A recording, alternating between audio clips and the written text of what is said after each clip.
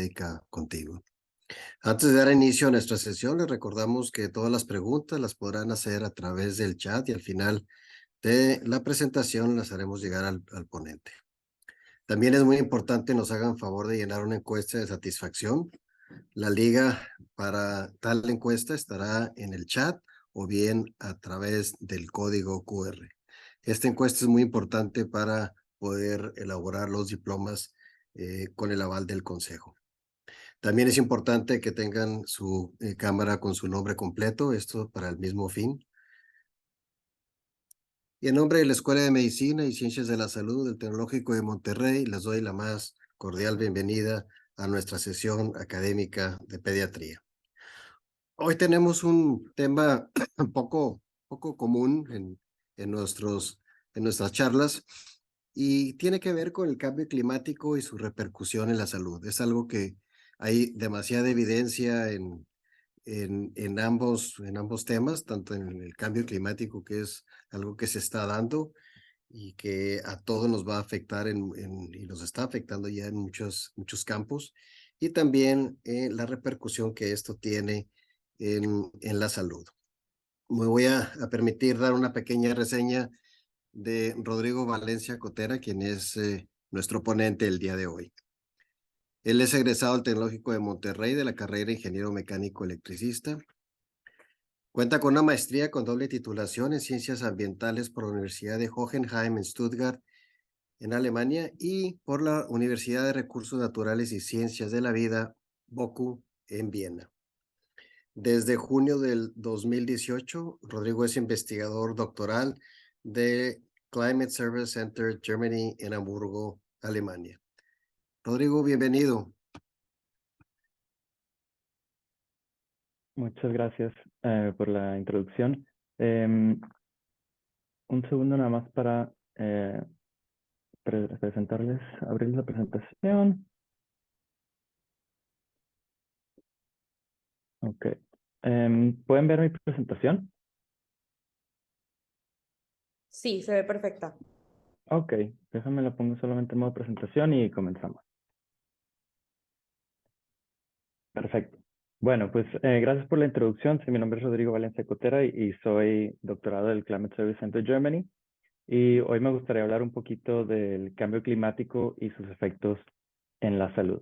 La presentación la dividí en dos partes. En la primera parte vamos a hablar sobre el cambio climático para que todas y todos podamos entender un poquito mejor cuando hablamos del cambio climático, qué implica y cuáles son los cambios que vamos a ver en los siguientes años. Y después vamos a pasar a hablar sobre cuáles van a ser los efectos del cambio climático en la salud. ¿Lo puedes Entonces, poner primero en me modo gustaría... presentación? ¿Perdón? En modo presentación para que nomás se vea una diapositiva. ¿Están viendo toda la... Sí, a la izquierda vemos las demás. Perdón.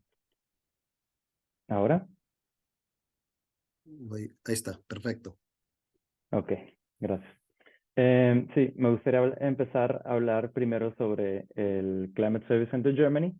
El Climate Service Center Germany fue fundado en el 2009 por el gobierno de la República Federal Alemana y somos un grupo de más de 80 investigadores e investigadoras de más de 17 países del mundo. Y este centro fue fundado como parte de la estrategia de adaptación al cambio climático del gobierno alemán. Entonces desarrollamos productos que nosotros llamamos servicios climáticos que hagan la ciencia utilizable. Y para hacer la ciencia utilizable, estos productos tienen que ayudar a la toma de decisiones basadas en la ciencia. Y esta toma de decisiones debe estar enfocada a la adaptación al cambio climático. Entonces nosotros servimos como una especie de traductores, las personas que traducimos la ciencia para que la sociedad la pueda implementar mejor y tomar mejores decisiones y adaptarse mejor al cambio climático. Fuimos el primer centro en toda Alemania que se fundó con el objetivo de adaptarnos al cambio climático. Nuestra directora es la profesora doctora Daniela Jacob, que es una de las meteorólogas más reconocidas de Alemania, y ella es una de las principales autoras del quinto Assessment Report del IPCC, y también es fue autora coordinadora del capítulo 3 de Special Report on Global Warming 1.5 Degrees, también del IPCC. El IPCC es una agrupación de científicos de todo el mundo que donan su tiempo para hacer compendios sobre ciencia de cambio climático y publican reportes que se usan después durante las COPs, que son the Conference of the Parties. Este año fue hace unas semanas en Egipto, en la que los gobernantes de todo el mundo se juntan a hablar del cambio climático y la información que reciben son los reportes del IPCC.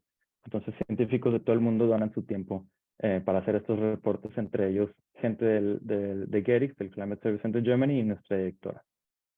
Si quieren visitarnos, se pueden meter a nuestra página, que es gerix.de. Bueno, y primero, ¿por qué sucede el cambio climático? Creo que ya esto lo hemos escuchado todos, pero es bueno recordarlo. Es por un incremento de gases de efecto invernadero, que en inglés se llaman greenhouse gases, por eso GHG, desde la revolución industrial.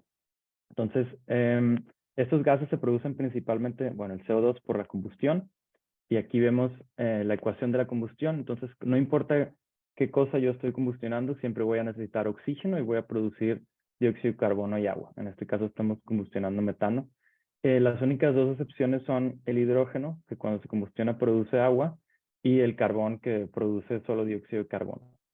Los gases de efecto invernadero no son malos per se, los necesitamos. O sea, sin los gases de efecto invernadero, la temperatura de la Tierra sería de menos 18 grados. No menos 18 lo que tenemos ahorita, sino menos 18, estaría totalmente congelada. Entonces, estos gases los tenemos en la atmósfera. Cuando la radiación solar entra, una parte es absorbida por la Tierra, otra parte se es reflejada hacia el espacio, y una de esa parte que es reflejada hacia el espacio la absorben los gases de efecto invernadero y otra parte escapa de nuevo al espacio. Esto es lo que permite que la Tierra mantenga una temperatura normal, pero lo que está pasando ahora es que la cantidad de gases en la atmósfera ha ido incrementando y incrementando, entonces cada vez menos radiación, cada vez menos energía puede escapar la Tierra. La capacidad de la Tierra de reflejar la radiación solar no ha cambiado, ni tampoco la cantidad de radiación que llega, solamente este aislante que tenemos alrededor en la atmósfera. Eso es lo que ha cambiado. ¿Y cómo sabemos que es antropogénico? Bueno, la primera señal de que es antropogénico es que hay una correlación entre la temperatura combinada por medio de la Tierra, es decir, la temperatura del mar y de la Tierra combinadas, que es lo que vemos en esta gráfica, la A. Esta es información del IPCC. También de la concentración de gases de efecto invernadero en la atmósfera, en este caso los tres principales gases, que son el dióxido de carbono, el óxido nitroso y el metano. En verde es el dióxido de carbono, anaranjado el metano y rojo el óxido nitroso. El aumento también del nivel del mar y sobre todo la cantidad de gases que la humanidad ha liberado. Entonces, ese es el primer indicio de que es antropogénico. Sin embargo, nosotros los científicos climáticos muchas veces escuchamos gente que nos pregunta, pero esto es parte de un proceso natural, siempre ha sucedido el cambio climático. Y sí, en parte la gente tiene razón, pero estamos seguros de que en esta ocasión no es un proceso natural, sino que es antropogénico por dos cosas. La primera es la curva de Killing, que es esta que vemos del lado derecho. Y este fue un proyecto iniciado en 1958 por el doctor Charles David Killing en el observatorio de Mauna Loa en Hawái. Entonces, Killing y su equipo empezaron a medir la concentración de dióxido de carbono en el aire y se dieron cuenta que año tras año esta concentración iba incrementando. Y este proyecto todavía está vivo y esta curva es del año 2022. Entonces, como pueden ver, sigue incrementando la cantidad de dióxido de carbono en la atmósfera. Y la segunda curva, por la que sabemos que no es natural, son los núcleos de hielo. Nosotros podemos irnos 123.000 años al pasado en Groenlandia y 800.000 años al pasado en la Antártica. Entonces lo que se hace es que se taladra un hoyo en el hielo, se extrae un núcleo de hielo y ese núcleo de hielo, al igual que los anillos de un árbol, contiene capas. Entonces, al contar las capas, podemos irnos hacia el pasado y en esos núcleos hay burbujas de aire, que son gases que están atrapados. Entonces, los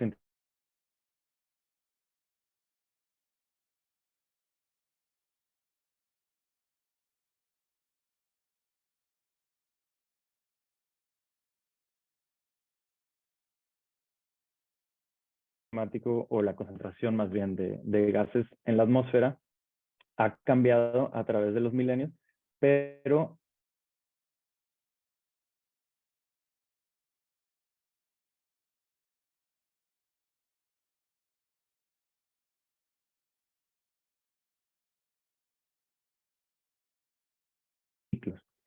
Entonces, ¿qué pasa cuando ponemos la curva de Killing pegada a la curva de los registros que tenemos en los núcleos de hielos? Y pasa esto. Pasa que en cuestión de 100 años, la humanidad disparó la concentración de dióxido de carbono en la atmósfera a un nivel que nunca habíamos visto. Obviamente, esto en eras geológicas, 100 años es como un segundo. Entonces, esto es lo que nos confirma que definitivamente es antropogénico.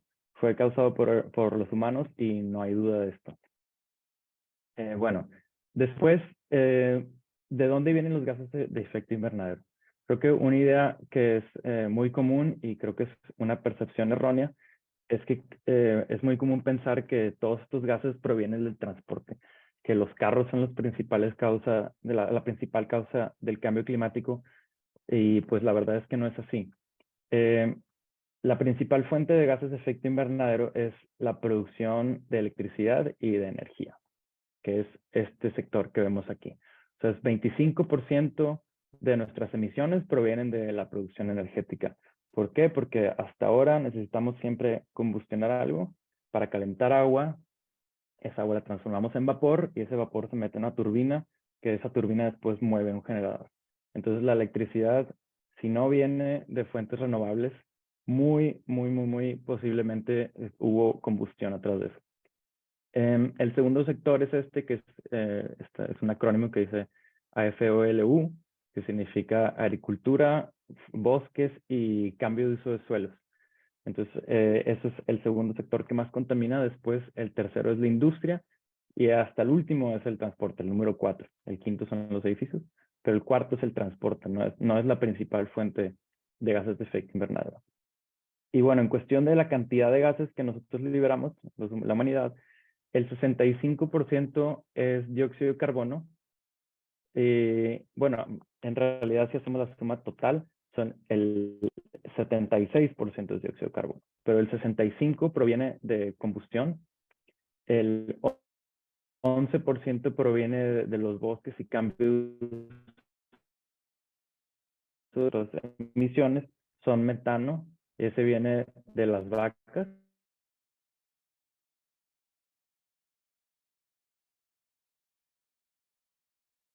que proviene de la agricultura. El 200 son los gases que empiezan. En cuestión de qué tan potentes son estos gases, tenemos esta tabla aquí en la que el dióxido de carbono se usa como base. Entonces,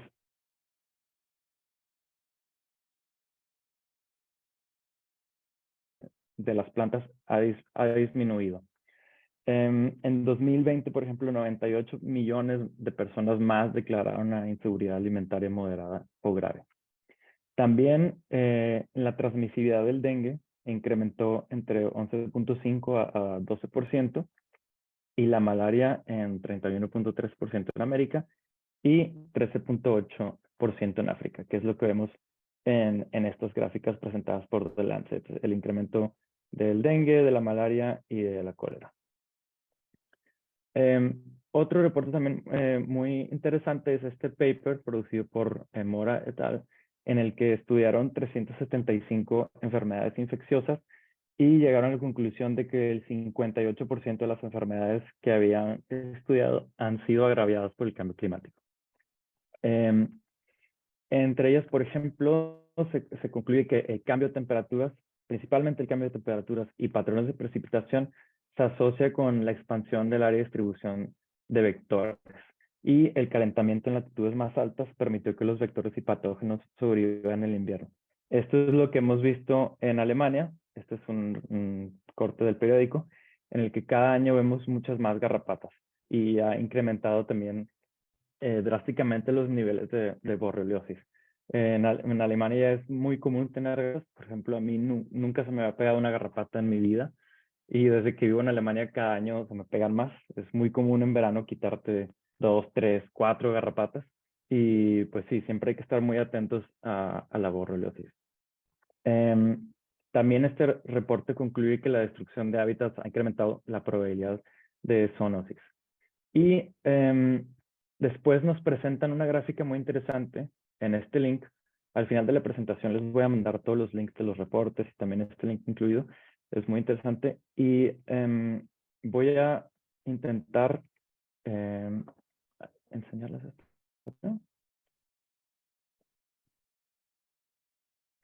Si puedo.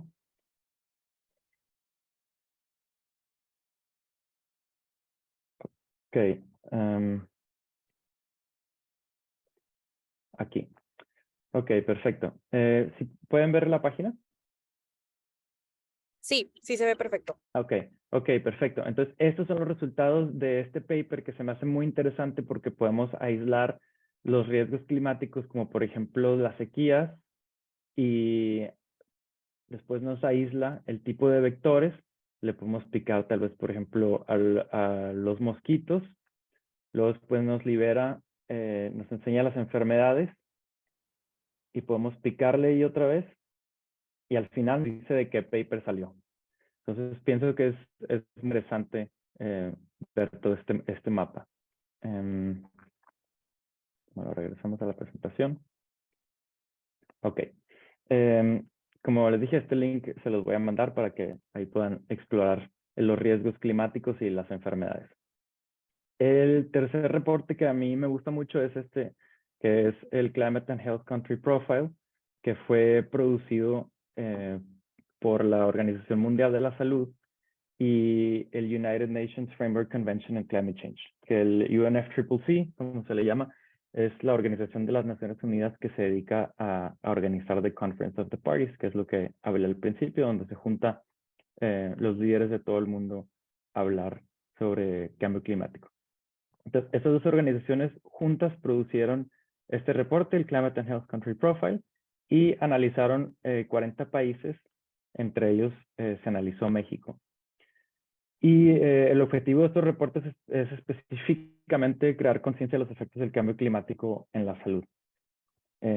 Actualmente solo se tiene disponible la versión 15, porque la siguiente versión se iba a publicar a finales del 2019 y principios del 2020, pero nunca se publicó. Yo supongo porque la Organización Mundial de la Salud no tenía capacidad por la pandemia. Pero bueno, todavía tenemos esta versión 2015 disponible. Y las conclusiones de este reporte son las mismas que hemos visto en otros reportes y las mismas tendencias que se ven a nivel mundial. Y principalmente son que la mortalidad en adultos mayores de 65 años por olas de calor va a incrementar y ha incrementado. También que hay un incremento en las enfermedades transmitidas por vectores, en particular el dengue y la malaria.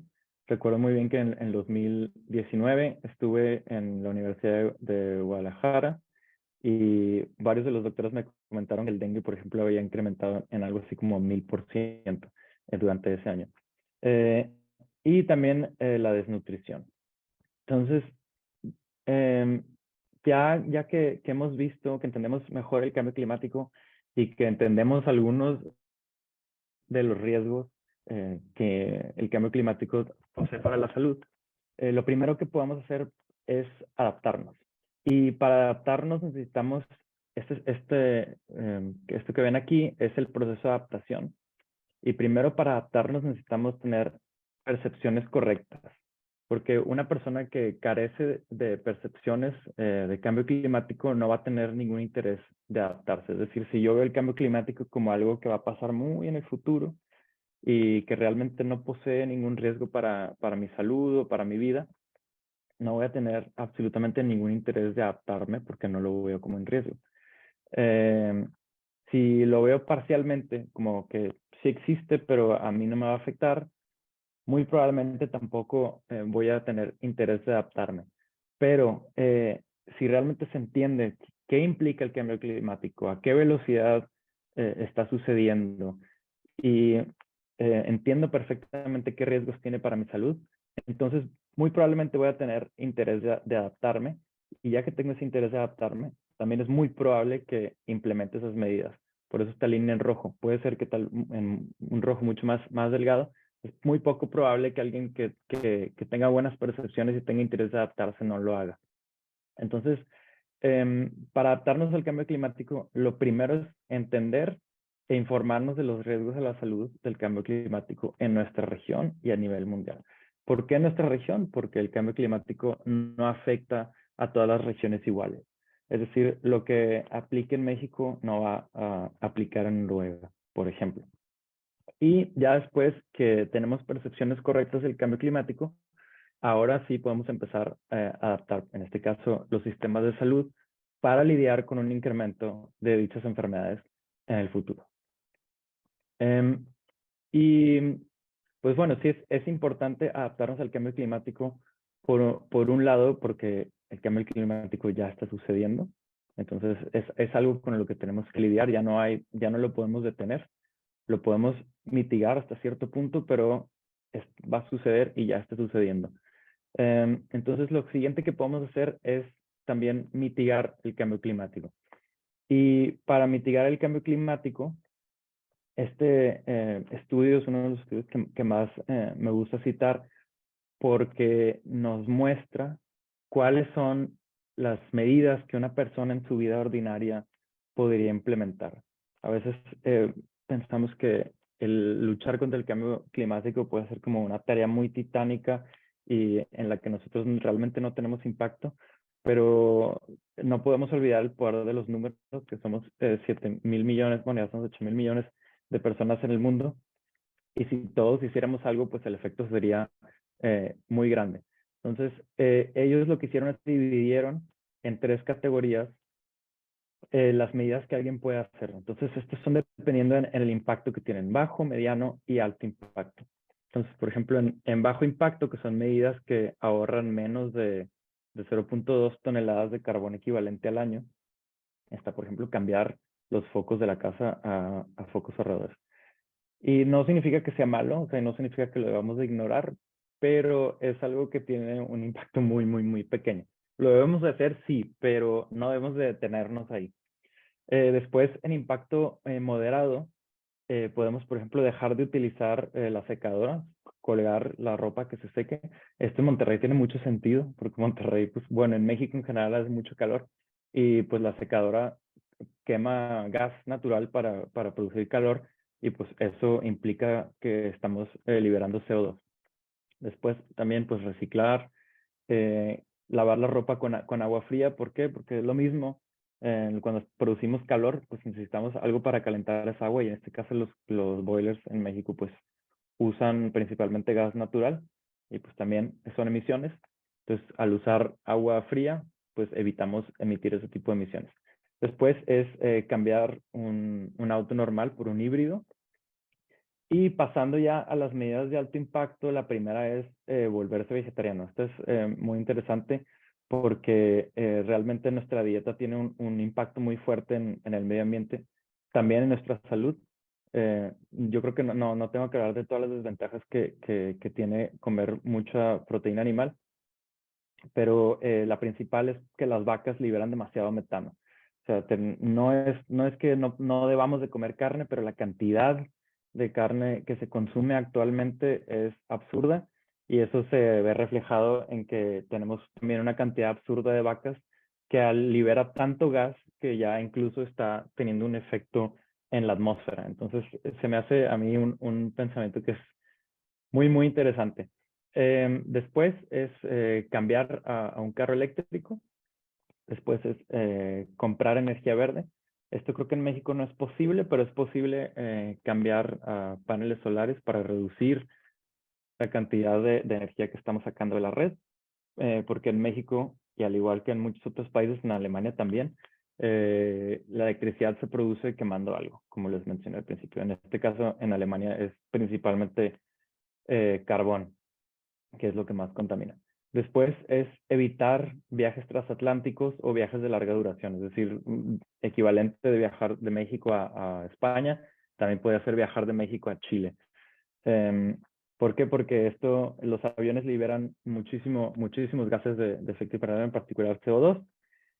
Y poniéndolo en perspectiva, un mexicano normal, un mexicano promedio emite 4 toneladas de CO2 al año.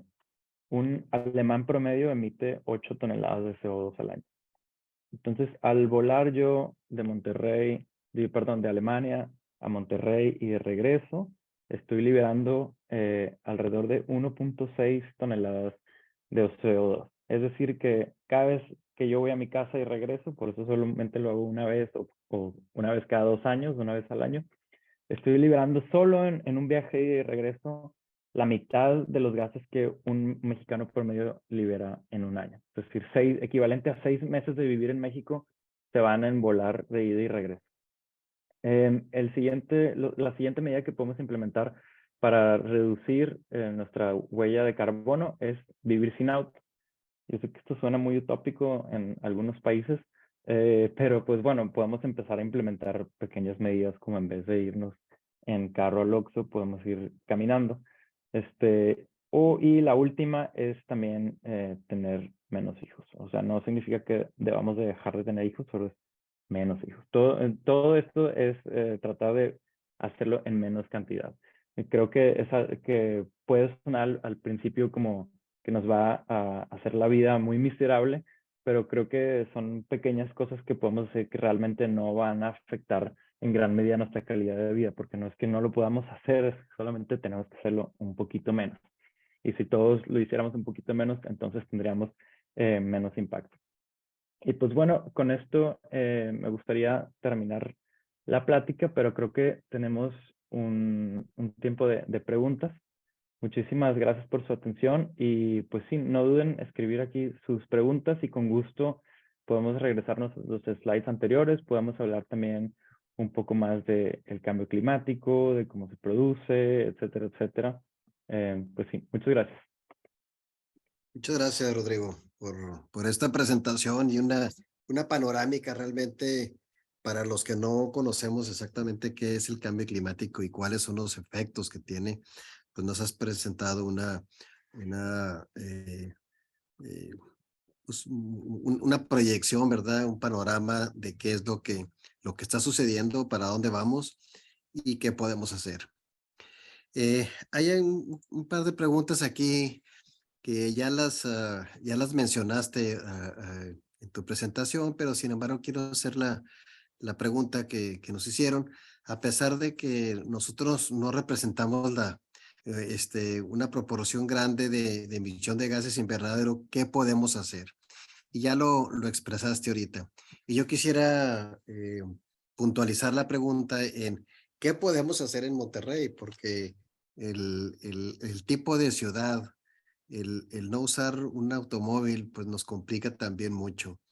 O irme al consultorio en bicicleta, creo que este, es bastante arriesgado, ¿verdad? Pero sí hay otras medidas y quisiera que nomás las pudieras puntualizar en tu presentación. Sí, creo que eso es algo obviamente muy importante de considerar, que este tipo de cosas, pues en algunas de estas medidas pueden sonar como utópicas, como por ejemplo lo de no vivir sin auto. Pero pues tenemos otras opciones. Siempre creo que lo importante es ver como qué puedo hacer, no pensar en qué no puedo hacer, sino qué puedo hacer. Y creo que, por ejemplo, tener un auto híbrido eh, pues puede ser una buena opción. Es mejor tener un híbrido que tener un auto normal. No tenemos que irnos tal vez al extremo de comprar un auto eléctrico que es muchísimo más caro o que tiene otras desventajas, pero pues un híbrido ya sería una ventaja. Y cualquier otra medida que podamos implementar en nuestra vida de estas que les mencioné y de algunas otras, cualquiera de esas medidas va a tener un efecto. Entonces sí, creo que lo más importante es pensar en qué sí puedo hacer, no pensar en lo que no puedo hacer. Y pues bueno, sí, en Monterrey el auto es el rey, eso es la verdad. Sí, muchas Em, gracias, porque sí, digo, probablemente no podamos comprar un carro híbrido, porque no todo el mundo tiene esa capacidad de comprar un carro híbrido, pero sí podemos hacer otras medidas que ya mencionaste ahorita, como cómo lavar y cómo secar la ropa, cómo tratar de caminar un poquito cuando puedas hacerlo, la dieta, en fin, yo creo que sí hay cosas que pudiéramos hacer. Hay correcto. hay una pregunta que nos dice, ¿cuál es el efecto de la guerra en Ucrania en el cambio climático? Uy, bueno, eso es obviamente muy difícil de cuantificar ahorita.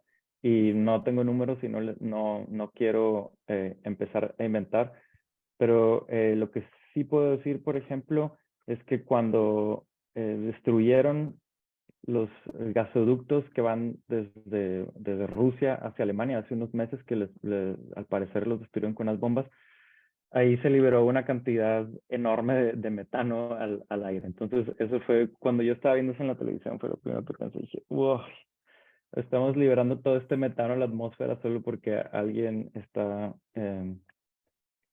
no sé, tiene alguna agenda rara. Pero pues sí, obviamente las guerras van a tener impactos en el medio ambiente. Pues no me quiero imaginar con la cantidad de armamento que se está produciendo, la cantidad de tanques de guerra, aviones, todo que se está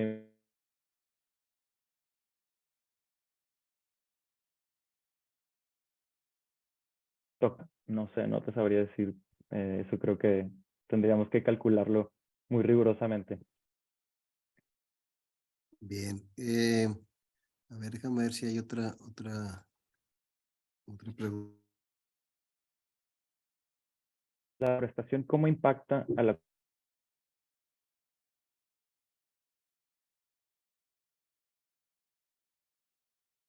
adaptación? Eso está, aquí lo vemos, está dentro de AFW, y la deforestación pues es el cambio de uso de suelos. Afecta la contaminación porque los árboles absorben dióxido de carbono del aire, liberan el oxígeno y se quedan. Destruimos este hábitat, el carbón que está guardado en los suelos, por ejemplo, se, se empieza a degradar y se convierte en dióxido de carbono, al igual que cuando cortamos un árbol y lo tiramos o cortamos plantas, esa materia viva, ese carbón, se convierte después en dióxido de carbono y se vuelve a liberar a la atmósfera. Eh, no quiere decir que, o sea, el pedazo de madera, por ejemplo,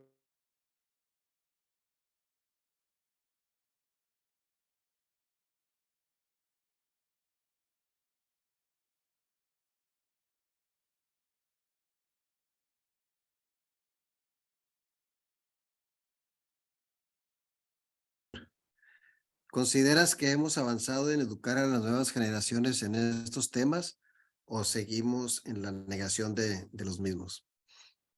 yo creo que la gente tiene mucho más conciencia y creo que sí ha habido un avance.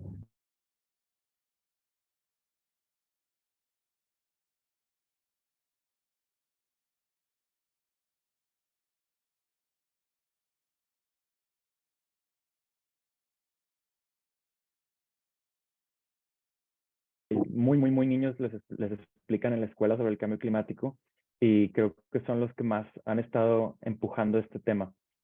Pien- Siento que a las generaciones más adultas ya están un poco como acostumbrados y tal vez no le tienen tanto miedo, y he visto que los jóvenes son los que tienen mucho más conciencia de esto.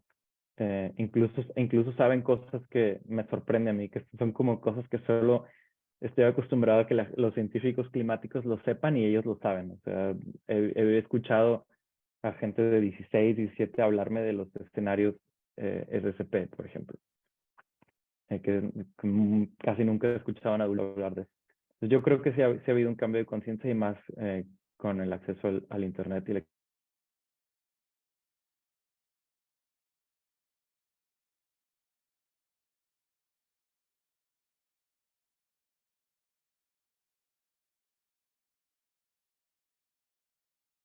Este, Impresionante. Pero qué tanto afecta consumir carne de pollo o pavo versus res? Sí, eso también hay algo que considerar. Sí, obviamente reduce tu huella de carbono consumir pavo o res. O drásticamente lo reduce. ¿Qué tanto contribuye México versus otros países en el calentamiento global? México es el país número 12 del mundo. El primero es China, el segundo es Estados Unidos. Los demás no recuerdo. Sé que Alemania antes era el país número 6, ahora es el 7. El 6 es Irán y México es el 12. O sea que Alemania produce más gases de efecto invernadero que México. Y esto es relativamente fácil de calcular. Hay una ecuación, déjenme la escribo aquí en el chat, para que todos lo puedan ver. Esta es una ecuación muy fácil en la que podemos explicar el impacto de un país. I es impacto, P es población, A es afluencia y T es tecnología. Es decir, en una población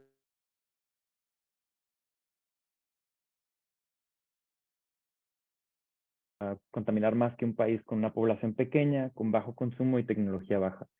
Entonces, la población de México es creo que 130 millones ahora, y Alemania es 83 millones. Pero la afluencia de la tecnología que tiene Alemania comparada con México es mucho mayor. Son muy consumistas, tienen mucho poder de consumo y la tecnología pues tienen la mejor del mundo. Entonces, pues sí, por eso igual en China, ¿quién desarrolló esa ecuación? No me acuerdo del nombre, no estoy muy seguro, no, no lo recuerdo así de top of my mind, como se dice en inglés. Pero sí, es una ecuación que se usa comúnmente en las ciencias ambientales para explicar el impacto de una población. Bien, como otra de las preguntas es, ¿qué más se puede hacer dando clases de salud global a los estudiantes? ¿Qué más se puede hacer para hacer ejemplo y animarlos a que realmente existe una responsabilidad de poder mitigar y, y adaptarnos al cambio? Pues creo que lo principalmente es lo que menciona la pregunta, es ser ejemplo. Entonces, creo que para ser ejemplo primero hay que estar bien informado primero sobre el cambio climático, sobre el efecto que tienen nuestros hábitos y después implementar cambios en nuestra vida ordinaria. Y algo que también me he dado cuenta que es tiene mucho más impacto es no predicar sobre el cambio climático. No ir a decirle a alguien, tú comes carne y tú estás mal. Eso no, por lo general tiene el efecto contrario. La gente va a entrar a la defensiva.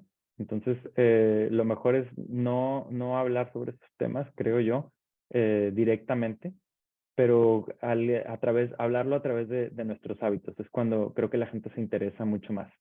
Y pues en una situación, por ejemplo, de profesores y profesoras, sí incluir el tema en nuestras clases, ¿no? Hablar sobre el tema, ver cómo nos afecta, qué podemos hacer, pero creo que acción directa de irle a decir a alguien qué tienes que hacer es lo que no ayuda mucho. Es más vivirlo, integrarlo de una forma más casual en nuestra vida. Otra de las preguntas es, ¿nuestro gobierno contribuye a disminuyendo la afluencia? Disminuyendo el consumismo, Pues, no sé, no, ese es así viene la pregunta. nuestro gobierno, pero ¿qué gobierno? Me imagino que México, pero no, Mm, pero disminuyendo el consumismo. Pues bueno, el consumismo es una cuestión de cada quien, ¿no? Cada, cada persona consume lo que quiere. Creo que el gobierno raramente te puede decir qué tanto puedas consumir. Pero no creo, en general los gobiernos quieren que consumas, sobre todo en sociedades capitalistas. En México no sé, no vivo en México desde hace 10 años. ¿y qué tan optimista estás en este momento sobre hacia dónde vamos? ¿Cuál es tu expectativa? Mm, Pues yo no soy muy optimista con el futuro. Yo no creo que estemos haciendo lo que la humanidad tiene que hacer. Y 3 grados es catastrófico. Con 2 grados, por ejemplo, es algo que no mencioné. Con 2 grados, si volvemos a la presentación, al slide de los escenarios de CCP, que lo pueden ver aquí, nosotros vamos ahora hacia el escenario SCP-3, ¿no? Que esto implica alrededor de 3.5 grados. Hay una teoría que es la teoría de los tipping points en la que nosotros vamos a empujar hasta tal punto que vamos a llevarlo a no retorno. Hay muchos tipping points, como por ejemplo el derretimiento del permafrost, en toda el área boreal, o el blanqueamiento de todos los corales del mundo. El blanqueamiento de todos los corales del mundo se estima que va a suceder con 2 grados. 99.9% de los corales del mundo se van a blanquear. No, pues no sabemos qué va a pasar después de esto, no tenemos idea porque no hay ningún modelo que nos diga si va a colapsar los océanos, porque los corales son la base de la vida marina. Pero lo que sí sabemos es que alrededor de 2 grados el mar se va a acidificar tanto porque el mar absorbe mucho dióxido de carbono y esto incrementa la acidez de los mares. Y también la temperatura del mar está incrementando. Entonces incrementa la acidez, incrementa la temperatura y alrededor de 2 grados no va a haber corales en el mundo. Y ahorita vamos en una trayectoria a 3 grados. Entonces, si 2 ya son cataclísmicos, no sé a qué va a llegar 3 grados. Yo, no sé, no quiero sonar muy pesimista, solamente lo que los datos nos están enseñando y la trayectoria a la que seguimos no se ve nada bien. Puede ser que lleguemos a 1.5 grados en los siguientes 15 o 20 años. Y eso ya sería lo mejor que nos pudo haber pasado, que es lo que el objetivo del Tratado de París. Y yo dudo que se vaya a detener en 1.5 grados. Actualmente estamos aquí en 1. 1.09, sí. Alrededor de 1.1. Ok. A ver si hay alguna otra pregunta.